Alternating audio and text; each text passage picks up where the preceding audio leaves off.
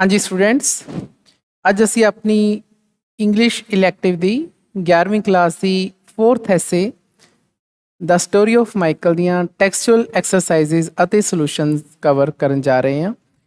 Students, ਇਹ ਇਸ chapter ਦਾ ਸਾਡਾ ਤੀਸਰਾ ਵੀਡੀਓ ਹੋਏਗਾ।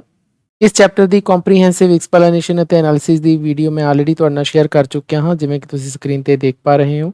ਬਹੁਤ ਹੀ ਡਿਟੇਲ ਦੇ ਵਿੱਚ ਮੈਂ ਇਸ ਚੈप्टर एक्सप्लेन किया है, तो मैं चाहांगा स्टूडेंट्स के ऊपर दिते हुए लिंक पर जाके तुसी ये चैप्टर पूरी तरह समझो, ਤਾਂ ਹੀ ਫਿਰ ਅੱਜ ਵਾਲੀਆਂ ਜਿਹੜੀਆਂ ਐਕਸਰਸਾਈਜ਼ਸ ਨੇ ਅਤੇ ਉਹਨਾਂ ਦੇ ਸੋਲੂਸ਼ਨਸ ਨੂੰ ਸਮਝਿਆ ਜਾ ਸਕਦਾ ਹੈ। ਅਦਰਵਾਈਜ਼ ਇਹਨਾਂ ਨੂੰ ਸਮਝਣਾ ਬਹੁਤ ਹੀ ਜ਼ਿਆਦਾ ਡਿਫਿਕਲਟ ਹੋਏਗਾ। ਤਾਂ ਸਟੂਡੈਂਟ, ਐਕਸਰਸਾਈਜ਼ਸ ਦੇ ਵਿੱਚ ਸਭ ਤੋਂ ਪਹਿਲਾਂ ਤਾਂ ਇਹਨਾਂ ਦੇ ਸ਼ਾਰਟ ਆਨਸਰ ਟਾਈਪ ਕੁਐਸਚਨਸ ਆਉਂਦੇ हैं, ਜੋ ਕਿ ਤੁਹਾਨੂੰ ਟੋਟਲ 18 ਕੁਐਸਚਨਸ ਦਿਖ ਰਹੇ ਨੇ। ਤੇ ਮੈਂ ਚਾਹਾਂਗਾ ਕਿ ਤੁਸੀਂ ਇਹ ਖੁਦ ਸਾਰੇ ਸ਼ਾਰਟ ਆਨਸਰ ਟਾਈਪ ਕੁਐਸਚਨਸ ਕਰਕੇ ਦੇਖੋ, ਬਿਕੋਜ਼ ਇਹ ਬਹੁਤ ਹੀ ਸੌਖੇ ਨੇ। ਇੱਕ ਲਾਈਨ ਦੇ ਵਿੱਚ ਜਾਂ ਹੱਦ 2 ਲਾਈਨਾਂ ਦੇ ਵਿੱਚ ਇਹਦਾ ਆਨਸਰ ਹੈ। ਤੁਹਾਨੂੰ ਮੈਂ ਸਾਰਾ ਚੈਪਟਰ ਨਰੇਟ ਕਰਵਾਇਆ, ਐਕਸਪਲੇਨ ਕਰਵਾਇਆ, ਤਾਂ ਤੁਸੀਂ ਚੈਪਟਰ ਦੀ ਮਦਦ ਨਾਲ ਇਹ ਸਾਰੇ ਆਨਸਰਸ ਕਰ ਸਕਦੇ ਹੋ। ਤਾਂ ਜੇਕਰ ਤੁਹਾਨੂੰ ਕੋਈ ਪ੍ਰੋਬਲਮ ਆਉਂਦੀ ਹੈ ਇਸ ਕੁਐਸਚਨ ਨੂੰ ਸਮਝਣ ਦੇ ਵਿੱਚ, ਤਾਂ ਤੁਸੀਂ ਮੇਰੇ ਨਾਲ ਡਿਸਕਸ ਕਰ ਸਕਦੇ ਹੋ, ਮੈਂ ਉਸ ਨੂੰ ਐਕਸਪਲੇਨ ਕਰ ਦੂੰਗਾ। ਲੇਕਿਨ ਮੈਂ ਚਾਹਾਂਗਾ ਕਿ ਤੁਸੀਂ ਆਪ ਇਹ ਕੁਐਸਚਨ ਆਨਸਰਸ ਕਰਕੇ ਦੇਖੋ। ਮੈਂ ਅੱਜ ਜੋ ਤੁਹਾਨੂੰ ਕਰਵਾਉਣਾ ਚਾਹਾਂਗਾ ਉਹ ਹੈ ਇਹਨਾਂ ਦੀਆਂ ਟੈਕਸਚੁਅਲ ਐਕਸਰਸਾਈਜ਼ਸ, ਜੋ ਕਿ ਤੀਸਰੀ ਐਕਸਰਸਾਈਜ਼ ਤੋਂ ਸਟਾਰਟ ਹੁੰਦੀਆਂ ਨੇ। ਜਿਵੇਂ ਕਿ ਸਭ ਤੋਂ ਪਹਿਲੀ ਜਿਹੜੀ ਸਾਡੀ ਐਕਸਰਸਾਈਜ਼ ਹੈ, ਕਹਿੰਦੇ study the sentences in column A and B below.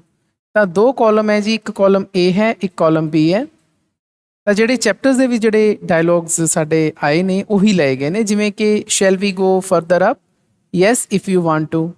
ਤਾਂ ਤੁਹਾਨੂੰ ਪਤਾ ਹੈ ਕਿ ਇਹ ਚੈਪਟਰ ਦੇ ਸ਼ੁਰੂ 'ਚ ਹੀ ਆਉਂਦਾ, ਜਦੋਂ ਬਜ਼ੁਰਗ ਇਨਸਾਨ ਆਪਣੇ ਬੇਟੇ ਨਾਲ ਜਾ ਰਿਹਾ ਹੁੰਦਾ ਹੈ। ਲੜਕਾ ਪੁੱਛਦਾ ਆਪਣੇ ਪਿਤਾ ਨੂੰ ਕਿ ਆਪਾਂ ਉੱਪਰ ਚੱਲੀਏ, ਤਾਂ ਉਸਦਾ ਫਾਦਰ ਕਹਿੰਦਾ ਹਾਂ ਜੇਕਰ ਤੂੰ ਚਾਹੁੰਦਾ ਹੈ। ਤਾਂ ਇਹ ਸਾਰੇ ਜਿਹੜੇ ਡਾਇਲੋਗਸ ਨੇ 5 2nd 3rd 4th and 5th, ਇਹ ਸਾਰੇ ਚੈਪਟਰਸ 'ਚ ਆਏ ਨੇ। ਹੁਣ ਸਾਨੂੰ ਕੀ ਦੱਸਿਆ ਗਿਆ ਹੈ?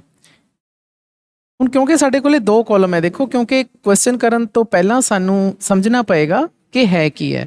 ਤਾਂ ਕਾਲਮ 2 ਨੇ, ਕਾਲਮ A ਦੇ ਵਿੱਚ ਕੋਈ ਸਟੇਟਮੈਂਟ ਹੈ ਤੇ ਫਿਰ ਕਾਲਮ B ਦੇ ਵਿੱਚ ਉਹਦਾ ਰਿਸਪੌਂਸ ਹੈ। ਇਹਦੇ ਵਿੱਚ ਦੱਸਿਆ ਹੋਇਆ ਕਿ ਕਾਲਮ B ਦੇ ਵਿੱਚ ਯੂ ਹੈਵ ਸ਼ਾਰਟ ਸੈਂਟੈਂਸਿਸ। ਜੇ ਆਪਾਂ ਸਾਰੇ ਕਾਲਮ B ਦੇ ਸੈਂਟੈਂਸਿਸ ਦੇਖੀਏ ਤਾਂ ਉਹ ਸ਼ਾਰਟ ਹੈ, ਛੋਟੇ ਛੋਟੇ ਹੈ। Yes if you want to, ਫਿਰ ਦੂਜੇ ਦਾ ਹੈ ਆਈ ਐਮ, ਯੈਸ ਹੀ ਵਾਸ। ਤਾਂ ਤੁਸੀਂ ਸਾਰੇ ਦੇਖ ਸਕਦੇ ਹੋ ਕਿ ਸਾਰੇ ਸ਼ਾਰਟ ਸੈਂਟੈਂਸਿਸ ਹੈ ਵਿਚ ਆਰ ਯੂਜ਼ਡ ਇਨ ਕਨਵਰਸੇਸ਼ਨ। ਹੁਣ ਇਹ ਗੱਲਬਾਤ ਦੇ ਵਿੱਚ ਯੂਜ਼ ਹੋਏ ਨੇ। ਇਨ ਪ੍ਰੈਫਰੈਂਸ ਟੂ ਲੌਂਗਰ ਵਨਸ, ਹਾਲਾਂਕਿ ਇਹਨਾਂ ਦੀ ਥਾਂ ਤੇ ਲੌਂਗਰ ਸੈਂਟੈਂਸਿਸ ਯੂਜ਼ ਹੋ ਸਕਦੇ ਸੀ। ਜਿਹੜੇ ਸਾਡੇ ਇਹ ਸ਼ਾਰਟ ਸੈਂਟੈਂਸਿਸ ਹੈ, ਇਹਨਾਂ ਸਾਰਿਆਂ ਦੀ ਥਾਂ ਤੇ ਲੌਂਗਰ ਸੈਂਟੈਂਸਿਸ, ਵੱਡੇ ਵਾਕ ਯੂਜ਼ ਹੋ ਸਕਦੇ ਸੀ, ਲੇਕਿਨ ਚੈਪਟਰ ਦੇ ਵਿੱਚ ਛੋਟੇ ਵਾਕ ਯੂਜ਼ ਹੋਏ ਹੈ। ਇਹ ਐਕਸਰਸਾਈਜ਼ ਹੀ ਸ਼ਾਰਟ ਸੈਂਟੈਂਸਿਸ ਤੇ ਲੌਂਗਰ ਸੈਂਟੈਂਸਿਸ ਦੀ ਹੈ। ਹੁਣ ਜੇਕਰ ਇਹਦੀ ਥਾਂ ਤੇ ਲੌਂਗਰ ਸੈਂਟੈਂਸਿਸ ਯੂਜ਼ ਹੁੰਦੇ ਤਾਂ ਉਹ ਹੇਠ ਲਿਖੇ ਹੋਣੇ ਸੀ। ਜਿਵੇਂ ਕਿ ਪਹਿਲਾ ਹੁਣ ਸਾਡਾ ਜਿਹੜਾ ਰਿਸਪੌਂਸ ਆਇਆ ਕਿ yes if you want to, ਜੇਕਰ ਅਸੀਂ ਇਸ ਨੂੰ ਪੂਰਾ ਲਿਖਣਾ ਚਾਹੀਏ ਤਾਂ ਇਹ ਲਿਖਿਆ ਜਾਏਗਾ yes if you want to go further up. ਹਾਂ, ਜੇਕਰ ਤੁਸੀਂ ਹੋਰ ਉੱਪਰ ਜਾਣਾ ਚਾਹੁੰਦੇ ਹੋ। ਕੁਐਸਚਨ ਦੇਖੋ ਕੀ ਸੀ, ਕੁਐਸਚਨ ਇਹ ਸੀ ਕਿ shall we go further up. ਹੁਣ ਚੈਪਟਰ ਦੇ ਵਿੱਚ ਸ਼ਾਰਟਰ ਸੈਂਟੈਂਸ ਯੂਜ਼ ਹੋਇਆ, ਛੋਟਾ ਸੈਂਟੈਂਸ ਯੂਜ਼ ਹੋਇਆ yes if you want to. ਲੇਕਿਨ ਜੇਕਰ ਅਸੀਂ ਇਸ ਨੂੰ ਲੌਂਗਰ ਸੈਂਟੈਂਸ ਲਿਖੀਏ ਤਾਂ ਇਹ ਲਿਖਿਆ ਜਾਏਗਾ yes if you want to go further up. ਇਸੇ ਤਰ੍ਹਾਂ ਸੈਕਿੰਡ ਸੈਂਟੈਂਸ ਦੇਖੋ ਜੀ, ਇਹਦੇ ਵਿੱਚ ਸੀਗਾ ਕਿ are you certain that your relative can find him a job. ਤਾਂ ਇਹ ਇਜ਼ਾਬੈਲ ਪੁੱਛਦੀ ਹੁੰਦੀ ਹੈ ਮਾਈਕਲ ਨੂੰ ਕਿ ਕੀ ਤੈਨੂੰ ਯਕੀਨ ਹੈ ਕਿ ਆਪਣਾ ਰਿਸ਼ਤੇਦਾਰ ਹੈ ਜਿਹੜਾ ਉਹ ਲਿਊਕਲੀ ਜੌਬ ਲੱਭ ਲਏਗਾ। ਤੇ ਫਿਰ ਸ਼ਾਰਟਰ ਸੈਂਟੈਂਸ ਦੇ ਵਿੱਚ ਮਾਈਕਲ ਹੈ ਉਹ ਆਨਸਰ ਦਿੰਦਾ ਆਈ ਐਮ। ਇਹ ਤਾਂ ਹੋ ਗਿਆ ਸ਼ਾਰਟਰ ਸੈਂਟੈਂਸ, ਲੇਕਿਨ ਇਸਦਾ ਲੌਂਗਰ ਸੈਂਟੈਂਸ ਕੀ ਹੋ ਸਕਦਾ ਹੈ? I am certain that my relatives can find him a job. ਤਾਂ ਫਰਕ ਇਹੀ ਹੈ ਕਿ ਇਹ ਸਾਡਾ ਸ਼ਾਰਟਰ ਸੈਂਟੈਂਸ ਹੈ ਤੇ ਜਿਹੜਾ ਸਾਨੂੰ ਇਹਨਾਂ ਨੇ ਦੱਸਿਆ ਹੋਇਆ ਹੈ ਇਹ ਲੌਂਗਰ ਸੈਂਟੈਂਸ ਹੈ। ਇਹੀ ਚੀਜ਼ ਹੈ ਜੀ ਇਸ ਐਕਸਰਸਾਈਜ਼ ਦੇ ਵਿੱਚ ਸਮਝਾਈ ਹੋਈ ਹੈ। ਉਮੀਦ ਹੈ ਕਿ ਤੁਹਾਨੂੰ ਜਿਹੜੇ ਸ਼ਾਰਟਰ ਸੈਂਟੈਂਸਿਸ ਤੇ ਲੌਂਗਰ ਸੈਂਟੈਂਸਿਸ ਕਲੀਅਰ ਹੋ ਗਏ ਹੋਣਗੇ। ਇਸੇ ਤਰ੍ਹਾਂ ਇਹਨਾਂ ਨੇ 3rd ਬਣਾਇਆ, 4th ਬਣਾਇਆ, 5th ਬਣਾਇਆ। ਇਹ ਤੁਹਾਨੂੰ ਐਗਜ਼ਾਮਪਲ ਦੇ ਤੌਰ ਤੇ ਬਣਾ ਕੇ ਦਿੱਤੇ ਹੋਏ ਆ, ਲੇਕਿਨ ਅਸਲੀ ਐਕਸਰਸਾਈਜ਼ ਅੱਗੇ ਆਉਂਦੀ ਹੈ। ਕਹਿੰਦੇ now in each of the conversations below make the second sentence short as in column B above. ਹੁਣ ਸਾਨੂੰ ਐਕਸਰਸਾਈਜ਼ ਦੇ ਵਿੱਚ ਜਿਹੜੇ ਟੋਟਲ 8 ਸੈਂਟੈਂਸਿਸ ਆਏ ਨੇ, ਆ ਦੇਖੋ 1 ਤੋਂ ਲੈ ਕੇ 8 ਤੱਕ ਸੈਂਟੈਂਸਿਸ ਆਏ ਨੇ। ਇਹਦੇ ਵਿੱਚ ਪਹਿਲੀ ਇੱਕ ਸਟੇਟਮੈਂਟ ਹੈ, ਫਿਰ ਉਹਦਾ ਰਿਸਪੌਂਸ ਹੈ। ਤਾਂ ਆ ਜਿਵੇਂ ਪਹਿਲੀ ਇੱਕ ਤਰ੍ਹਾਂ ਦੀ ਸਟੇਟਮੈਂਟ ਹੋ ਗਈ ਤੇ ਫਿਰ ਉਸ ਤੋਂ ਬਾਅਦ ਉਹਦਾ ਰਿਸਪੌਂਸ ਹੋ ਗਿਆ। ਲੇਕਿਨ ਰਿਸਪੌਂਸ ਸਾਨੂੰ ਕੀ ਦੇ ਰੱਖਿਆ ਉਹਨਾਂ ਨੇ? ਲੌਂਗਰ ਸੈਂਟੈਂਸ ਹੈ। ਜੇ ਤੁਸੀਂ ਦੇਖੋ ਇਹ ਲੌਂਗਰ ਸੈਂਟੈਂਸ ਹੈ, ਸਾਰਿਆਂ ਦੇ ਵਿੱਚ ਜਿਹੜਾ ਰਿਸਪੌਂਸ ਹੈ ਉਹ ਲੌਂਗਰ ਸੈਂਟੈਂਸਿਸ ਦੇ ਵਿੱਚ ਹੈ।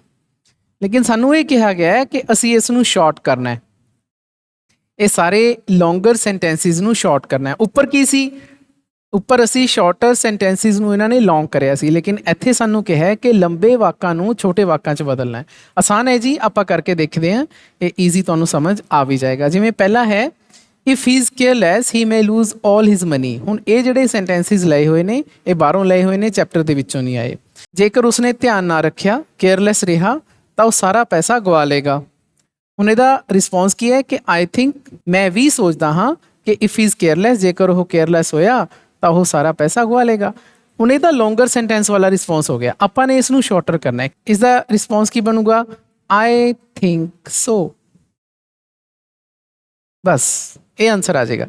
ਨੈਕਸਟ ਸੈਂਟੈਂਸ ਦੇਖੀਏ, ਕਹਿੰਦੇ is there any hop of his passing the examination. ਇੱਕ ਤਰ੍ਹਾਂ ਦਾ ਕੁਐਸਚਨ ਹੈ ਜੀ, ਕੀ ਉਸਦੇ ਪਾਸ ਹੋਣ ਦੀ ਕੋਈ ਹੋਪ ਹੈ, ਕੋਈ ਆਸ ਹੈ ਕਿ ਉਹ ਪਾਸ ਹੋ ਜਾਏਗਾ।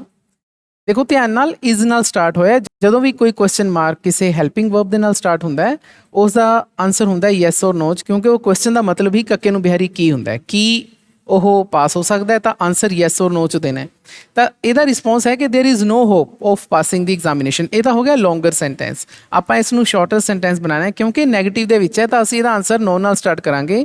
ਨੋ देयर इज नॉट, खत्म, बस देयर इज नॉट। थर्ड है, can the peoples take this books home. ਹੁਣ ਫੇਰ ਕੁਐਸਚਨ ਮਾਰਕ ਹੈ ਤੇ ਹੈਲਪਿੰਗ ਵਰਬ ਨਾਲ ਸਟਾਰਟ ਹੋ ਰਿਹਾ ਹੈ। ਕੁਐਸਚਨ ਫੇਰ ਯੈਸ ਔਰ ਨੋ 'ਚ ਹੈ, ਕੀ ਜਿਹੜੇ ਵਿਦਿਆਰਥੀ ਨੇ ਇਹਨਾਂ ਕਿਤਾਬਾਂ ਨੂੰ ਘਰ ਲੈ ਕੇ ਜਾ ਸਕਦੇ ਨੇ। ਤਾਂ ਇਹਦਾ ਰਿਸਪੌਂਸ ਹੈ ਕਿ ਦੇ ਮੇ, ਉਹ ਲੈ ਕੇ ਜਾ ਸਕਦੇ ਨੇ, if they want to take them home. ਜੇਕਰ ਉਹ ਘਰ ਲੈ ਕੇ ਜਾਣਾ ਚਾਹੁੰਦੇ ਨੇ, ਲੈ ਕੇ ਜਾ ਸਕਦੇ ਨੇ। ਕਿਉਂਕਿ ਕੈਨ ਦੇ ਨਾਲ ਸਟਾਰਟ ਹੋ ਰਿਹਾ, ਤਾਂ ਸਭ ਤੋਂ ਪਹਿਲਾਂ ਸਾਨੂੰ ਯੈਸ ਔਰ ਨੋ ਦੇ ਵਿੱਚ ਆਨਸਰ ਦੇਣਾ ਪਏਗਾ। ਤਾਂ ਆਨਸਰ ਕਿਉਂਕਿ ਹਾਂ ਵਾਚਕ ਹੈ, ਤਾਂ ਅਸੀਂ ਇੱਥੇ ਲਿਖਾਂਗੇ yes if they want to. ਬਸ ਇੰਨਾ ਕੁ ਆਨਸਰ ਦੇਣਾ ਜੀ, ਇਫ ਦੇ ਵਾਂਟ ਟੂ। ਇਹ ਬਿਲਕੁਲ ਪਹਿਲੇ ਐਗਜ਼ਾਮਪਲ ਦੀ ਤਰ੍ਹਾਂ ਹੈ। ਆ ਦੇਖੋ, shell we go further up, ਤਾਂ ਉਹਨੇ ਆਨਸਰ ਦਿੱਤਾ ਯੈਸ, ਕਿਉਂਕਿ ਸ਼ੈਲ ਹੈਲਪਿੰਗ ਵਰਬ ਨਾਲ ਸਟਾਰਟ ਹੋਇਆ ਹੈ। ਕੱਕੇ ਨੂੰ ਬਿਹਾਰੀ ਕੀ, ਯੈਸ ਔਰ ਨੋ 'ਚ ਆਨਸਰ ਹੈ, ਤਾਂ ਯੈਸ ਆਪਾਂ ਆਨਸਰ ਦੇਤਾ।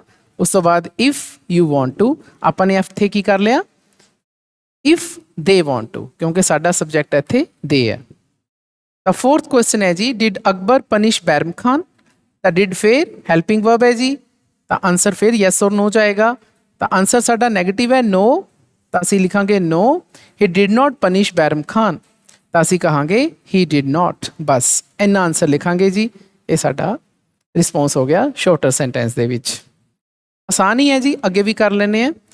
ਫਿਫਥ ਕੁਐਸਚਨ ਹੈ, do you know whose hand writing this is. ਫਿਰ ਕੁਐਸਚਨ ਮਾਰਕ ਹੈ, ਡੂ ਦੇ ਨਾਲ ਸਟਾਰਟ ਹੋ ਰਿਹਾ, ਹੈਲਪਿੰਗ ਵਰਬ ਹੈ, ਯੈਸ ਔਰ ਨੋ 'ਚ ਆਨਸਰ ਆਏਗਾ। ਕੀ ਤੁਸੀਂ ਜਾਣਦੇ ਹੋ ਕਿ ਹੈਂਡ ਰਾਈਟਿੰਗ ਕਿਸ ਦੀ ਹੈ? ਯੈਸ, ਹਾਂ ਵਾਚਕ 'ਚ ਆਨਸਰ ਹੈ। I know whose handwriting it is, ਮੈਂ ਜਾਣਦਾ ਹਾਂ ਕਿ ਕਿਸ ਦੀ ਹੈਂਡ ਰਾਈਟਿੰਗ ਹੈ, ਤਾਂ ਆਪਾਂ ਆਨਸਰ ਲਿਖਾਂਗੇ yes I do. Bus I do the ਮਤਲਬ ਕਿ ਮੈਂ ਜਾਣਦਾ ਹਾਂ। ਯਾਦ ਕਰੋ, ਇੱਕ ਸਾਡਾ ਸੈਂਟੈਂਸ ਆਇਆ ਸੀ ਫਿਫਥ, ਕਹਿੰਦੇ did Luke find a job in the city. ਤਾਂ ਆਨਸਰ ਉਹਦਾ ਸ਼ਾਰਟਰ ਰਿਸਪੌਂਸ ਕੀ ਸੀਗਾ? ਯੈਸ 'ਚ ਸੀਗਾ, ਕਿਉਂਕਿ ਡਿਡ ਨਾਲ ਸਟਾਰਟ ਹੋ ਰਿਹਾ ਹੈ। ਯੈਸ ਔਰ ਨੋ 'ਚ ਆਨਸਰ ਆਉਣਾ ਹੈ, ਤਾਂ ਯੈਸ ਹੀ ਡਿਡ। ਤਾਂ ਇੱਥੇ ਇਕੱਲਾ ਡਿਡ ਲਗਾਇਆ ਹੋਇਆ ਸੀ ਕਿ ਹਾਂ ਉਸਨੇ ਜੌਬ ਪ੍ਰਾਪਤ ਕਰ ਲਈ ਸੀ, ਆਪਾਂ ਜਸਟ ਡਿਡ ਲਗਾਤਾ। ਤਾਂ ਅਸੀਂ ਵੀ ਇੱਥੇ ਕੀ ਕੀਤਾ, ਅਸੀਂ ਡੂ ਲਗਾਤਾ, ਬਿਕੋਜ਼ ਸਾਡਾ ਜਿਹੜਾ ਕੁਐਸਚਨ ਸੀਗਾ ਉਹ ਪ੍ਰੈਜ਼ੈਂਟ ਟੈਂਸ ਸੀ, ਉੱਪਰ ਵਾਲੇ 'ਚ ਡਿਡ ਸੀ, ਅਸੀਂ ਇੱਥੇ ਡੂ ਲਗਾਤਾ। ਸਿਕਸਥ ਹੈ, I do not like my coffee sweet. ਕਹਿੰਦੇ ਮੈਨੂੰ ਆਪਣੀ ਕਾਫੀ ਦੇ ਵਿੱਚ ਮਿੱਠਾ ਪਸੰਦ ਨਹੀਂ ਹੈ, ਪਰ ਹੁਣ ਉਹਦਾ ਰਿਸਪੌਂਸ ਹੈ but I like my coffee sweet, ਪਰ ਮੈਨੂੰ ਤਾਂ ਮਿੱਠਾ ਪਸੰਦ ਹੈ। ਇਹਦਾ ਆਨਸਰ ਬਿਲਕੁਲ ਬੇਟਾ ਸਿੰਪਲ ਹੀ ਹੈ ਕਿ ਮੈਨੂੰ ਤਾਂ ਪਸੰਦ ਹੈ, ਤਾਂ ਆਪਾਂ ਲਿਖਾਂਗੇ ਬਟ ਆਈ ਡੂ, ਪਰ ਮੈਨੂੰ ਤਾਂ ਪਸੰਦ ਹੈ, ਆਈ ਡੂ। ਇੱਥੇ ਡੂ ਦਾ ਮਤਲਬ ਇਹੀ ਹੋ ਗਿਆ ਕਿ ਮੈਨੂੰ ਕਾਫੀ 'ਚ ਮਿੱਠਾ ਪਸੰਦ ਹੈ। ਉੱਪਰ ਆਪਾਂ ਦੇਖੋ ਸੀ ਯੈਸ ਆਈ ਡੂ ਕੀਤਾ, ਕਿਉਂਕਿ ਉਹਦਾ ਹਾਂ 'ਚ ਆਨਸਰ ਦੇਣਾ ਹੈ। ਇੱਥੇ ਆਪਾਂ ਓਪੋਜ਼ਿਟ 'ਚ ਉਸਦਾ ਆਨਸਰ ਦੇਣਾ ਹੈ ਕਿ ਬਟ ਆਈ ਡੂ। ਇੱਥੇ ਬਟ ਦਾ ਮਤਲਬ ਹੀ ਹੈ ਕਿ ਮੈਨੂੰ ਤਾਂ ਮਿੱਠਾ ਪਸੰਦ ਹੈ। ਸੈਵਨਥ ਹੈ, I think he will improve. ਮੈਂ ਸੋਚਦਾ ਹਾਂ ਕਿ ਉਹ ਇੰਪਰੂਵ ਹੋ ਜਾਏਗਾ, ਉਸ 'ਚ ਸੁਧਾਰ ਆਏਗਾ, but I think he will never improve. ਉੱਪਰ ਜਿਹੜੀ ਸਟੇਟਮੈਂਟ ਸੀਗੀ ਉਹ ਨੈਗੇਟਿਵ ਸੀ, ਲੇਕਿਨ ਉਹਦਾ ਆਨਸਰ ਅਫਰਮੇਟਿਵ 'ਚ ਸੀਗਾ। ਇੱਥੇ ਸਟੇਟਮੈਂਟ ਅਫਰਮੇਟਿਵ ਹੈ, ਹਾਂ ਵਾਚਕ ਹੈ, ਲੇਕਿਨ ਆਨਸਰ ਨੈਗੇਟਿਵ 'ਚ ਹੈ। ਤਾਂ ਅਸੀਂ ਆਨਸਰ ਵੀ ਜਿਵੇਂ ਪਹਿਲਾਂ ਬਣਾਇਆ ਸੀ ਉਹਦਾ ਉਲਟ ਬਣਾਵਾਂਗੇ, ਅਸੀਂ ਲਾਵਾਂਗੇ ਬਟ ਆਈ ਡੂ ਨੋਟ। ਬਸ ਵੀ ਮੈਂ ਨਹੀਂ ਸੋਚਦਾ, ਬਟ ਆਈ ਡੂ ਨੋਟ, ਮੈਂ ਨਹੀਂ ਸੋਚਦਾ ਕਿ ਉਹ ਇੰਪਰੂਵ ਹੋਏਗਾ। ਲਾਸਟ ਹੈ ਯੂ ਇਨਸਲਟ ਮੀ, ਕਿ ਤੁਸੀਂ ਮੇਰੀ ਬੇਇੱਜ਼ਤੀ ਕੀਤੀ। I am sorry, I never meant to insult you, ਤਾਂ ਉਹਦਾ ਰਿਸਪੌਂਸ ਹੈ ਕਿ ਸੌਰੀ, ਮੈਂ ਕਦੇ ਮਨੋਂ ਨਹੀਂ ਚਾਹਿਆ ਤੁਹਾਨੂੰ ਇਨਸਲਟ ਕਰਨਾ, ਮੈਂ ਚਾਹੁੰਦਾ ਨਹੀਂ ਸੀ ਤੁਹਾਨੂੰ ਇਨਸਲਟ ਕਰਨਾ। ਤਾਂ ਹੁਣ ਅਸੀਂ ਇਸ ਦਾ ਰਿਸਪੌਂਸ ਸ਼ਾਰਟ ਦੇ ਵਿੱਚ ਕਿਵੇਂ ਬਣਾਵਾਂਗੇ? ਆਪਾਂ ਇਹਦਾ ਆਨਸਰ ਲਿਖਾਂਗੇ ਜੀ, ਪਹਿਲਾਂ ਲਿਖ ਦਾਂਗੇ ਸੌਰੀ, ਫਿਰ ਲਿਖਾਂਗੇ ਆਈ ਨੈਵਰ ਮੀਨ ਟੂ, ਮੈਂ ਤੁਹਾਨੂੰ ਇਨਸਲਟ ਕਰਨਾ ਨਹੀਂ ਸੀ ਚਾਹੁੰਦਾ। ਤਾਂ ਇਹ ਹੈ ਜੀ ਸਾਡੀ ਐਕਸਰਸਾਈਜ਼। ਇਸ ਦੇ ਵਿੱਚ ਆਪਾਂ ਨੇ ਕੀ ਕੀਤਾ ਹੈ ਕਿ ਇੱਕ ਸਾਡੇ ਕੋਲੇ ਸਟੇਟਮੈਂਟ ਹੈ, ਉਹ ਕੁਐਸਚਨ ਦੇ ਰੂਪ ਦੇ ਵਿੱਚ ਵੀ ਹੋ ਸਕਦੀ ਹੈ ਜਾਂ ਸਿੰਪਲ ਇੱਕ ਕੋਈ ਵਾਕ ਵੀ ਹੋ ਸਕਦਾ ਹੈ, ਅਤੇ ਫਿਰ ਉਸ ਦਾ ਰਿਸਪੌਂਸ ਹੈ। ਤਾਂ ਰਿਸਪੌਂਸ ਕਿਵੇਂ ਆਪਾਂ ਵੱਡੇ ਵਾਕਾਂ 'ਚ ਬਣਾ ਸਕਦੇ ਹਾਂ ਜਾਂ ਛੋਟੇ ਵਾਕਾਂ 'ਚ ਬਣਾ ਸਕਦੇ ਹਾਂ, ਉਹ ਇਸ ਤਰੀਕੇ ਦੇ ਨਾਲ ਆਪਾਂ ਨੇ ਇਹ ਵਾਲੀ ਐਕਸਰਸਾਈਜ਼ ਕੰਪਲੀਟ ਕੀਤੀ ਹੈ। ਉਮੀਦ ਹੈ ਬੱਚਿਓ ਤੁਹਾਨੂੰ ਇਹ ਸਮਝ ਆ ਗਈ ਹੋਵੇਗੀ। ਜੇਕਰ ਫਿਰ ਵੀ ਕੋਈ ਤੁਹਾਨੂੰ ਡਾਊਟ ਹੈ ਤਾਂ ਤੁਸੀਂ ਮੈਨੂੰ ਕਮੈਂਟ ਸੈਕਸ਼ਨ ਦੇ ਵਿੱਚ ਪੁੱਛ ਸਕਦੇ ਹੋ। ਸਟੂਡੈਂਟਸ, ਮੈਂ +1 ਅਤੇ +2 ਕਲਾਸਿਸ ਦੇ ਜਨਰਲ ਇੰਗਲਿਸ਼ ਅਤੇ ਇਲੈਕਟਿਵ ਇੰਗਲਿਸ਼ ਦੇ ਬਹੁਤ ਸਾਰੇ ਵੀਡੀਓਜ਼ ਬਣਾਏ ਹੋਏ ਹਨ। ਇਹਨਾਂ ਵੀਡੀਓਜ਼ ਨੂੰ ਦੇਖਣ ਦੇ ਲਈ ਤੁਸੀਂ YouTube ਦੀ ਸਰਚ ਬਾਰ 'ਤੇ ਜਾ ਕੇ ਦੀਪਕ ਸੂਦ ਲਵ ਲਰਨਿੰਗ ਟੂ ਲੀਡ ਟਾਈਪ ਕਰੋ। ਰਿਜ਼ਲਟ ਵਿੱਚ ਆਈ ਪਹਿਲੀ ਸਾਈਟ 'ਤੇ ਦੀਪਕ ਸੂਦ 'ਤੇ ਜਾ ਕੇ ਕਲਿੱਕ ਕਰੋ। ਤਾਂ ਇਸ ਤਰ੍ਹਾਂ ਤੁਸੀਂ ਚੈਨਲ 'ਤੇ ਪਹੁੰਚ ਜਾਵੋਗੇ, ਜਿੱਥੇ ਤੁਸੀਂ ਵੀਡੀਓਜ਼ ਦਾ ਇੱਕ ਸੈਕਸ਼ਨ ਦੇਖੋਗੇ। ਵੀਡੀਓਜ਼ 'ਤੇ ਕਲਿੱਕ ਕਰੋ, ਤੁਹਾਨੂੰ ਮੇਰੀਆਂ ਬਣਾਈਆਂ ਹੋਈਆਂ ਸਾਰੀਆਂ ਵੀਡੀਓਜ਼ ਤੁਹਾਨੂੰ ਮਿਲ ਜਾਣਗੀਆਂ। ਇਸ ਦੇ ਵਿੱਚ +1 +2 ਦੀਆਂ ਸਾਰੀਆਂ ਕਲਾਸਿਸ ਦੀਆਂ ਜੋ ਮੈਂ ਵੀਡੀਓਜ਼ ਬਣਾਈਆਂ ਹਨ ਉਹ ਸ਼ਾਮਿਲ ਹਨ। ਪਲੇਲਿਸਟ ਵਾਲੇ ਸੈਕਸ਼ਨ 'ਤੇ ਜਾ ਕੇ ਤੁਸੀਂ ਸਾਰੀਆਂ ਪਲੇਲਿਸਟ ਪ੍ਰਾਪਤ ਕਰ ਪਾਓਗੇ, ਜਿਵੇਂ ਕਿ ਕਲਾਸ 12 ਦੀ ਪਲੇਲਿਸਟ ਚੌਥੇ ਨੰਬਰ 'ਤੇ ਹੈ। ਇਸ 'ਤੇ ਤੁਸੀਂ ਜਾ ਕੇ ਜਦੋਂ ਵਿਊ ਫੁੱਲ ਪਲੇਲਿਸਟ ਕਰੋਗੇ ਤਾਂ ਤੁਹਾਨੂੰ ਕਲਾਸ 12 ਦੀਆਂ ਸਾਰੀਆਂ ਵੀਡੀਓਜ਼ ਮਿਲ ਜਾਣਗੀਆਂ। ਇਸੇ ਤਰ੍ਹਾਂ ਤੁਸੀਂ ਬਾਕੀ ਕਲਾਸ 11 ਉਹਨਾਂ ਦੀ ਪਲੇਲਿਸਟ 'ਤੇ ਜਾ ਕੇ ਸਾਰੀਆਂ ਵੀਡੀਓਜ਼ ਪ੍ਰਾਪਤ ਕਰ ਸਕਦੇ ਹੋ। ਅਤੇ ਇਸੇ ਤਰ੍ਹਾਂ ਮੈਂ ਕਲਾਸ 11 ਅਤੇ ਕਲਾਸ 12 ਦੀਆਂ ਗ੍ਰਾਮਰ ਦੀਆਂ ਵੀਡੀਓ ਲਿਸਟ ਬਣਾਈ ਹੋਈ ਹੈ, ਤਾਂ ਉਹ ਸਾਰੀਆਂ ਵੀਡੀਓਜ਼ ਤੁਹਾਨੂੰ ਪ੍ਰਾਪਤ ਹੋ ਜਾਣਗੀਆਂ। ਅਤੇ ਇੱਕ ਪਲੇਲਿਸਟ ਇੰਗਲਿਸ਼ ਇਲੈਕਟਿਵ ਕਲਾਸ 11 ਦੀ ਵੀ ਹੈ, ਅਤੇ ਉਸ ਦੇ ਵਿੱਚ ਤੁਹਾਨੂੰ ਸਾਰੀਆਂ ਕਲਾਸ 11 ਦੀਆਂ ਪਲੇਲਿਸਟ ਪ੍ਰਾਪਤ ਹੋ ਜਾਣਗੀਆਂ। ਤਾਂ ਮੈਂ ਤੁਹਾਨੂੰ ਸਾਰਿਆਂ ਨੂੰ ਅਪੀਲ ਕਰਦਾ ਹਾਂ ਕਿ ਇੱਕ ਵਾਰ ਤੁਸੀਂ ਦੀਪਕ ਸੂਦ ਲਵ ਲਰਨਿੰਗ ਟੂ ਲੀਡ ਚੈਨਲ 'ਤੇ ਜ਼ਰੂਰ ਵਿਜ਼ਿਟ ਕਰੋ। ਹਾਂਜੀ ਸਟੂਡੈਂਟਸ, ਹੁਣ ਅਸੀਂ the story of Michael the 4th exercise ਕਰਨ ਜਾ ਰਹੇ ਹਾਂ। ਤਾਂ ਇੱਕ ਟੇਬਲ ਦਿੱਤਾ ਹੋਇਆ ਜੀ, ਕਹਿੰਦੇ look at the sentences in the table below. ਤਾਂ ਉਸ ਟੇਬਲ ਦੇ ਵਿੱਚ 3 ਕਾਲਮਸ ਹੈ। ਪਹਿਲੇ ਕਾਲਮ ਦੇ ਵਿੱਚ ਸਬਜੈਕਟ ਹੈ, ਫਿਰ B+ ਐਡਜੈਕਟਿਵ ਲਗਾਏ ਹੋਇਆ ਸਬਜੈਕਟ ਦੇ ਨਾਲ, ਅਤੇ ਫਿਰ ਨਾਊਨ ਕਲੌਜ਼ ਲਗਾਈ ਹੋਈ ਹੈ। ਜਿਵੇਂ ਸਬਜੈਕਟ ਦੇ ਕਾਲਮ ਦੇ ਵਿੱਚ ਹੀ ਹੈ, ਅਤੇ B+ ਐਡਜੈਕਟਿਵ ਵਾਲੇ ਕਾਲਮ ਦੇ ਵਿੱਚ ਵਾਸ ਸ਼ੋਰ ਹੈ, ਅਤੇ ਨਾਊਨ ਕਲਾਸ ਦੇ ਵਿੱਚ ਲਿਖਿਆ ਹੋਇਆ that he would not lie in piece in his grave. ਹੁਣ ਜੇ ਤੁਸੀਂ ਦੇਖੋ ਇਹ ਟੋਟਲ 4 ਸੈਂਟੈਂਸਿਸ ਹੈ। ਇਹ 4 ਸੈਂਟੈਂਸਿਸ ਚੈਪਟਰ 'ਚੋਂ ਹੀ ਲਏ ਗਏ ਹੈ। ਯਾਦ ਹੋਣਾ ਤੁਹਾਨੂੰ ਇਹ ਵਾਲਾ ਜਿਹੜਾ ਸੈਂਟੈਂਸ ਹੈ, ਹੀ was sure that he would not lie in piece in his grave, ਇਹ ਮਾਈਕਲ ਇਜ਼ਾਬੈਲ ਨੂੰ ਕਹਿੰਦਾ ਹੈ ਕਿ ਉਸ ਨੂੰ ਯਕੀਨ ਹੈ ਕਿ ਉਹ ਆਪਣੀ ਕਬਰ ਦੇ ਵਿੱਚ ਚੰਗੀ ਤਰ੍ਹਾਂ ਸ਼ਾਂਤੀ ਨਾਲ ਨਹੀਂ ਰਹਿ ਪਾਵੇਗਾ ਜੇਕਰ ਜ਼ਮੀਨ ਉਹਨਾਂ ਦੇ ਹੱਥੋਂ ਚਲੀ ਗਈ। ਹੁਣ ਐਕਸਰਸਾਈਜ਼ ਦੇ ਵਿੱਚ ਕੀ ਕਰਨ ਨੂੰ ਕਿਹਾ ਗਿਆ ਹੈ? ਪਹਿਲਾਂ ਆਪਾਂ ਨੀਚੇ ਪੜ੍ਹਦੇ ਹਾਂ। ਕਹਿੰਦੇ each of these sentences can be made by combining 2 sentences as shown in the examples below. ਤਾਂ ਹੁਣ ਦੇਖੋ ਬੇਟਾ, ਇਸ ਦੇ ਵਿੱਚ ਸਾਡੇ ਕੋਲੇ ਟੋਟਲ 4 ਸੈਂਟੈਂਸਿਸ ਹੈ। ਜਿਵੇਂ ਪਹਿਲਾ ਸੈਂਟੈਂਸ ਇਹਨਾਂ ਨੇ ਤੋੜ ਕੇ ਲਿਖਿਆ ਹੋਇਆ ਹੈ। ਤਾਂ ਪਹਿਲਾ ਪੂਰਾ ਸੈਂਟੈਂਸ ਹੈ ਕਿ ਹੀ would not lie in piece in his grave, ਲੇਕਿਨ ਇਹਨਾਂ ਨੇ ਇਸ ਨੂੰ 2 ਹਿੱਸਿਆਂ ਦੇ ਵਿੱਚ ਵੰਡਤਾ ਕਿ ਹੀ ਵਾਸ ਸ਼ੋਰ ਆਫ ਦਿਸ, ਇੱਕ ਪਹਿਲਾ ਹਿੱਸਾ ਹੈ, and he was sure that he would not lie in piece in his grave. ਉਹਨੂੰ ਪੱਕਾ ਯਕੀਨ ਸੀ ਇਸ ਗੱਲ ਦਾ, ਇਹ ਤਾਂ ਇਹਦਾ ਆਨਸਰ ਹੋ ਗਿਆ। ਦੂਸਰਾ ਹੈ ਕਿ ਉਸ ਨੂੰ ਯਕੀਨ ਸੀ ਕਿ ਉਹ ਆਪਣੀ ਕਬਰ ਦੇ ਵਿੱਚ ਸ਼ਾਂਤੀ ਨਾਲ ਨਹੀਂ ਰਹਿ ਪਾਵੇਗਾ। ਤਾਂ ਇਹ ਵਾਲਾ ਜਿਹੜਾ ਸੈਂਟੈਂਸ ਹੈ, ਇਸ ਨੂੰ ਇਹਨਾਂ ਨੇ 2 ਹਿੱਸਿਆਂ 'ਚ ਵੰਡਤਾ। ਇਹ ਪਹਿਲਾ ਹਿੱਸਾ ਹੋ ਗਿਆ, ਇਸ ਦਾ ਦੂਸਰਾ ਹਿੱਸਾ ਹੋ ਗਿਆ। ਅਤੇ ਜੇਕਰ ਆਪਾਂ ਉਲਟਾ ਕਹੀਏ ਕਿ ਇਹਨਾਂ ਦੋਨਾਂ ਹਿੱਸਿਆਂ ਨੂੰ ਇਹਨਾਂ ਨੇ ਕੰਬਾਈਨ ਕਰਕੇ ਇਹ ਸੈਂਟੈਂਸ ਬਣਾਤਾ, ਤਾਂ ਉਹ ਵੀ ਠੀਕ ਹੈ। ਤਾਂ ਪਹਿਲਾਂ ਅਸੀਂ ਇਹ ਦੇਖ ਲੈਂਦੇ ਹਾਂ ਕਿ ਜਿਹੜੇ ਸਾਨੂੰ ਇਹ ਸੈਂਟੈਂਸ ਇਹਨਾਂ ਨੇ ਦੱਸਿਆ ਹੋਇਆ ਹੈ, ਪਹਿਲਾ ਸੈਂਟੈਂਸ ਇਹ ਹੈ ਕੀ ਹੈ। ਦੇਖੋ ਇਹਦੇ ਵਿੱਚ ਸਾਡਾ ਸਬਜੈਕਟ ਤਾਂ ਹੀ ਹੈ, ਉਸ ਤੋਂ ਬਾਅਦ ਫਿਰ B ਦਾ ਮਤਲਬ ਹੁੰਦਾ ਹੈ ਇਜ਼ਐਮਆਰ ਜਾਂ ਵਾਜ਼ ਵਰ, ਹੈ ਨਾ। ਤਾਂ ਇੱਥੇ ਪਾਸਟ ਸੈਂਟੈਂਸ ਹੈ ਤਾਂ ਵਾਜ਼ ਲਿਖਿਆ ਹੋਇਆ ਹੈ, ਫਿਰ ਐਡਜੈਕਟਿਵ ਲਗਾਇਆ ਹੋਇਆ ਸ਼ਿਓਰ। ਤਾਂ ਸ਼ਿਓਰ ਕੌਣ ਹੈ? ਹੀ ਦੀ ਗੱਲ ਹੀ ਹੋ ਰਹੀ ਹੈ ਕਿ ਉਹ ਇਨਸਾਨ ਸ਼ਿਓਰ ਸੀ। ਫਿਰ ਉਸ ਤੋਂ ਬਾਅਦ ਨਾਊਨ ਕਲਾਜ਼ ਲਗਾਈ ਹੋਈ ਹੈ। ਨਾਊਨ ਕਲਾਜ਼ ਦਾ ਮਤਲਬ ਹੈ ਇੱਕ ਅਜਿਹੀ ਕਲਾਸ ਜਿਹੜੀ ਕਿ ਨਾਊਨ ਦਾ ਕੰਮ ਕਰਦੀ ਹੈ ਨਾ। ਉਹ ਕਲੌਜ਼ ਕੀ ਹੁੰਦੀ ਹੈ? ਕਲੌਜ਼ ਇੱਕ ਤਰ੍ਹਾਂ ਦਾ ਛੋਟਾ ਵਾਕ ਹੁੰਦਾ ਹੈ ਜੀ, ਜੋ ਕਿ ਡਿਪੈਂਡੈਂਟ ਹੁੰਦਾ ਹੈ ਕਿਸੇ 'ਤੇ। ਤਾਂ ਜਦੋਂ ਆਪਾਂ ਪੂਰਾ ਗ੍ਰਾਮਰ 'ਚ ਟੌਪਿਕ ਕਲੌਜ਼ ਵਾਲਾ ਕਰਾਂਗੇ ਤਾਂ ਤੁਹਾਨੂੰ ਜ਼ਿਆਦਾ ਸਮਝ ਆਏਗਾ। ਕਲੌਜ਼ਿਸ ਅੱਗੇ ਕਈ ਤਰ੍ਹਾਂ ਦੀਆਂ ਹੁੰਦੀਆਂ, ਜਿਵੇਂ ਇੱਥੇ ਨਾਊਨ ਕਲਾਜ਼ ਲਿਖੀ ਹੋਈ ਹੈ। ਤਾਂ ਜੇਕਰ ਅਸੀਂ ਇਹਦੀ ਪੰਜਾਬੀ ਕਰੀਏ ਕਿ ਹੀ ਵਾਸ ਸ਼ਿਓਰ, ਉਸ ਨੂੰ ਯਕੀਨ ਸੀ किस दा यकीन सी? तां किस दा उत्तर हमेशा नाउन क्लास चाहता है, किसी चीज़ का उत्तर हमेशा नाउन क्लास चाहता है। तो इस करके सारिया नाउन क्लास हैं आ जिन्नियां तुसी देख रहे हो, these are all noun class. तो जेकर असी ये पूरा सेंटेंस देखिए, ये पूरा सेंटेंस एक तरह का कॉम्पलैक्स सेंटेंस है। ये तुहानूं पता ना सेंटेंस 3 तरह के होंगे हैं, सिंपल, कॉम्पलैक्स एंड कंपाउंड। तो ये कॉम्पलैक्स सेंटेंस है। इन्होंने की किया, इस कॉम्पलैक्स सेंटेंस नूं इन्होंने 2 हिस्सों च तोड़ के लिखा होया। तो इस तरह एक होर सेंटेंस है कि I am certain that Luke will find a job, उसनूं इन्होंने इस तरह लिखा है कि Luke will find a job, I am certain of this. मतलब कि ये सेंटेंस नूं इन्होंने 2 हिस्सों च तोड़ता, ये पहला, ये दूसरा। तो जेकर इन्हां दोनों नूं आपां कंबाइन कर दिए तो इसका कंबाइन वाला सेंटेंस ये वाला बन जाएगा कि I am certain that Luke will find a job. तो गल तो एक ही है।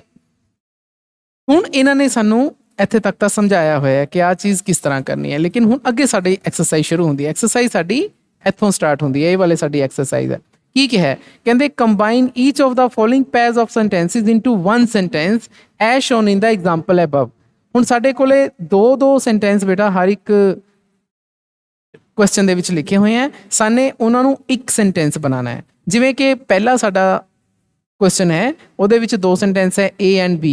ਤਾਂ ਇਹਦੇ ਵਿੱਚ ਹੈ the country would be able to win independence through non violent means, कि देश अहिंसा के रस्ते ते चलदा होया आज़ादी प्राप्त करेगा।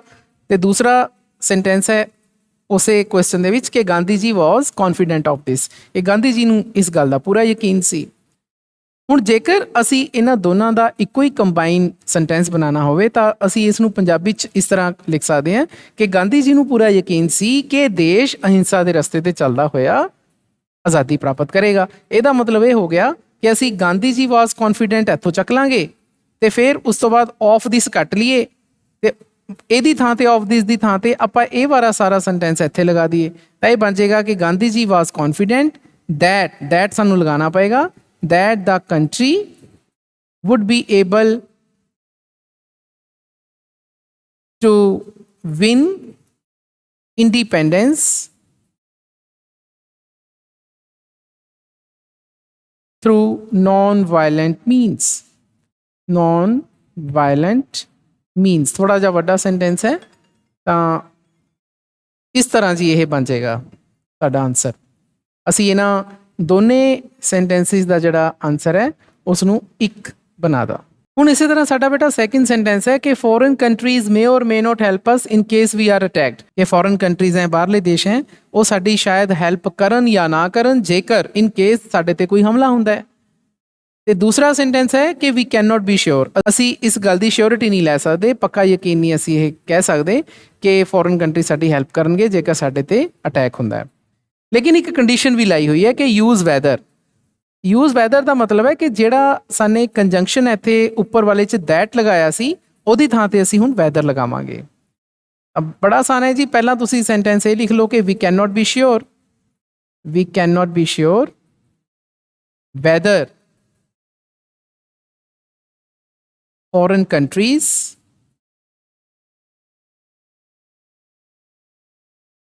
मे और may not help us in case we are attacked। Students ਇਹਦੀ ना पंजाबी करके देख लिया करो तो ज़्यादा सौखा हो जाता है कंबाइन करना, कि सानू इस गल की पक्का यकीन नहीं है कि फॉरेन कंट्री साडी मदद करनगे या नहीं करनगे जेकर साडे ते अटैक हुंदा। तो इस तरीके दे नाल आपां इसनूं कंबाइन कर लिया। तीसरा है जी साडा इसी तरह फिर के 2 साडे कोले सेंटेंसिस हैं। पहला है the school team will win the inter school football cup this year, कि स्कूल टीम इस साल फुटबॉल कप का इंटर स्कूल वाला कंपटीशन जित लेगी। आई एम सर्टन ऑफ दैट, मैनू इस गल का पूरा यकीन है। अब बिल्कुल ये पहले वर्गा ही है, असी ऑफ दैट कट देंगे। आई am certain that the school team will win the inter school football cup this year. इस तरह बन जाएगा जी यही सेंटेंस। आई एम सर्टन की थां ते तुसी इत्थे दैट लगा दो, ਅਤੇ ਉਸ ਤੋਂ ਬਾਅਦ ਤੁਸੀਂ पूरा सेंटेंस उवें लगा दो that the school team will win the inter school football cup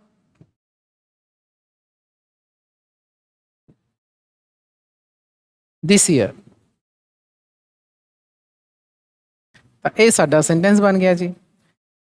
fourth है जी he will win the election, this is the independent candidate's hope, ਕਹਿੰਦੇ ਉਹ ਇਲੈਕਸ਼ਨ ਜਿੱਤ ਲਏਗਾ। ਇਹ ਇੰਡੀਪੈਂਡੈਂਟ ਜਿਹੜਾ ਕੈਂਡੀਡੇਟ ਆਜ਼ਾਦ ਉਮੀਦਵਾਰ ਦੀ ਇਹ ਆਸ ਹੈ। ਲੇਕਿਨ ਸਾਨੂੰ ਇੱਕ ਕੰਡੀਸ਼ਨ ਦਿੱਤੀ ਹੋਈ ਹੈ ਕਿ ਅਸੀਂ ਬਿਗਿਨ ਦਾ ਸੈਂਟੈਂਸ ਕਿ ਵਾਕ ਨੂੰ ਸ਼ੁਰੂ ਕਰਨਾ ਹੈ ਦਾ ਇੰਡੀਪੈਂਡੈਂਟ ਕੈਂਡੀਡੇਟ ਇਸ ਦੇ ਨਾਲ। ਇੱਥੇ ਵੀ ਸਾਨੂੰ ਥੋੜ੍ਹਾ ਜਿਹਾ ਸੋਚਣਾ ਪਏਗਾ। ਦੇਖੋ ਦੁਬਾਰਾ ਦੇਖੋ, ਦੋਨੇ ਸੈਂਟੈਂਸ ਹੈ ਕਿ ਉਹ ਇਲੈਕਸ਼ਨ ਜਿੱਤ ਲਵੇਗਾ, ਉਹ ਚੁਣਾਵ ਜਿੱਤ ਲਵੇਗਾ, ਇਹ ਆਜ਼ਾਦ ਉਮੀਦਵਾਰ ਦੀ ਆਸ ਹੈ। ਆਪਾਂ ਨੂੰ ਕਿਹਾ ਗਿਆ ਹੈ ਕਿ ਆਜ਼ਾਦ ਉਮੀਦਵਾਰ ਹੈ, ਤਾਂ ਆਪਾਂ ਕਹਾਂਗੇ ਆਜ਼ਾਦ ਉਮੀਦਵਾਰ ਹੋਪਫੁਲ ਹੈ ਕਿ ਉਹ ਇਲੈਕਸ਼ਨ ਜਿੱਤ ਲਏਗਾ। ਤਾਂ ਇਸ ਤਰੀਕੇ ਦੇ ਨਾਲ ਆਪਾਂ ਇਹ ਸੈਂਟੈਂਸ ਬਣਾ ਸਕਦੇ ਹਾਂ।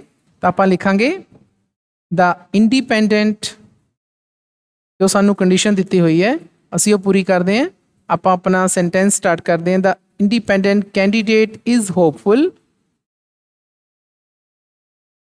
that he will, ਹੁਣ ਆਪਾਂ ਉੱਪਰ ਵਾਲਾ ਸੈਂਟੈਂਸ ਇੱਥੋਂ ਚੱਕ ਲੈਂਦੇ ਹਾਂ ਜੀ, that he will win the election। ਤਾਂ ਇਸ ਤਰੀਕੇ ਦੇ ਨਾਲ ਜੀ ਸਾਡਾ ਇਹ ਕੰਬਾਈਨ ਹੋ ਗਿਆ ਜੀ। ਤੇ ਲਾਸਟ ਹੈ ਜੀ ਸਾਡਾ ਕਿ he is going to lose his deposit, I have this feeling। ਤਾਂ ਪਹਿਲਾ ਹੈ ਕਿ ਉਹ ਆਪਣਾ ਜੋ ਡਿਪੋਜ਼ਿਟ ਉਸਨੇ ਕਰ ਰੱਖਿਆ, ਪੈਸਾ ਜੋੜ ਰੱਖਿਆ, ਉਹ ਉਸ ਨੂੰ ਖੋ ਦੇਵੇਗਾ, ਮੈਨੂੰ ਇਸ ਤਰ੍ਹਾਂ ਦੀ ਫੀਲਿੰਗ ਹੈ। ਲੇਕਿਨ ਸਾਡੇ ਕੋਲ ਕੰਡੀਸ਼ਨ ਇੱਕ ਹੋਰ ਹੈ ਕਿ ਅਸੀਂ ਵਾਕ ਨੂੰ ਸ਼ੁਰੂ ਕਰਨਾ ਹੈ ਆਈ ਐਮ ਅਫਰੇਡ ਦੇ ਨਾਲ, ਮੈਨੂੰ ਡਰ ਹੈ। ਤਾਂ ਪੰਜਾਬੀ 'ਚ ਆਪਾਂ ਕਰਦੇ ਹਾਂ ਕਿ ਮੈਨੂੰ ਡਰ ਹੈ ਕਿ ਉਹ ਆਪਣਾ ਡਿਪੋਜ਼ਿਟ ਖੋਲੇਗਾ। ਤਾਂ ਆਪਾਂ ਇਸੇ ਤਰ੍ਹਾਂ ਲਿਖਾਂਗੇ ਜੀ ਕਿ ਆਈ ਐਮ ਅਫਰੇਡ ਦੈਟ, ਇੱਥੇ ਅਸੀਂ ਕੰਜੰਕਸ਼ਨ ਦੈਟ ਲਗਾ ਦਿੰਦੇ ਹਾਂ ਜੀ, ਦੈਟ ਹੀ ਇਜ਼, ਬਾਕੀ ਸਾਰਾ ਸੈਂਟੈਂਸ ਉਹੀ ਹੈ ਜੀ, ਚੱਕ ਕੇ ਟੂ ਲੂਜ਼ ਹਿਜ਼ ਡਿਪੋਜ਼ਿਟ। ਤਾਂ ਸਟੂਡੈਂਟਸ ਇਸ ਤਰੀਕੇ ਦੇ ਨਾਲ ਅਸੀਂ ਇਹ ਸਾਰੀ ਐਕਸਰਸਾਈਜ਼ਸ ਹੱਲ ਕਰ ਸਕਦੇ ਹਾਂ। ਐਕਸਰਸਾਈਜ਼ ਬਹੁਤ ਹੀ ਸੌਖੀ ਹੈ, ਦੇਖਣ ਨੂੰ ਥੋੜ੍ਹੀ ਜਿਹੀ ਔਖੀ ਲੱਗਦੀ ਹੈ ਲੇਕਿਨ ਔਖੀ ਹੈ ਨਹੀਂ। ਇਹਦੇ ਵਿੱਚ ਬਸ ਸਿੰਪਲ ਕੰਮ ਹੈ ਕਿ ਦੋ ਸੈਂਟੈਂਸ ਹੈ, ਸਾਨੇ ਉਹਨਾਂ ਨੂੰ ਜੋੜਨਾ ਹੈ, ਕੁਝ ਕੰਡੀਸ਼ਨਸ ਦਿੱਤੀਆਂ ਹੋਈਆਂ, ਉਸ ਕੰਡੀਸ਼ਨਸ ਨੂੰ ਸਾਨੇ ਫੁਲਫਿਲ ਕਰਨਾ ਹੈ ਤੇ ਸਾਨੇ ਕੰਬਾਈਨ ਕਰ ਦੇਣਾ ਦੋ ਸੈਂਟੈਂਸਿਸ। ਉਮੀਦ ਹੈ ਕਿ ਤੁਹਾਨੂੰ ਐਕਸਰਸਾਈਜ਼ ਸਮਝ ਆ ਗਈ ਹੋਏਗੀ। ਜੇਕਰ ਫਿਰ ਵੀ ਕੋਈ ਤੁਹਾਨੂੰ ਡਾਊਟ ਹੈ ਤਾਂ ਤੁਸੀਂ ਮੈਨੂੰ ਕਮੈਂਟ ਸੈਕਸ਼ਨ 'ਚ ਪੁੱਛ ਸਕਦੇ ਹੋ। ਮੈਂ ਤੁਹਾਨੂੰ ਅਪੀਲ ਕਰੂੰਗਾ ਕਿ ਤੁਸੀਂ ਇਸ ਚੈਪਟਰ ਦੀ ਕੰਪਰੀਹੈਂਸਿਵ ਐਨਾਲਿਸਿਸ ਅਤੇ ਐਕਸਪਲੇਨੇਸ਼ਨ ਵਾਲੀ ਵੀਡੀਓ ਜ਼ਰੂਰ ਦੇਖੋ। ਮੈਂ ਉਸ ਦਾ ਲਿੰਕ ਤੁਹਾਨੂੰ ਹੁਣ ਪ੍ਰੋਵਾਈਡ ਕਰ ਰਿਹਾ ਹਾਂ। ਫਿਰ ਮਿਲਦੇ ਹਾਂ ਜੀ, ਧੰਨਵਾਦ।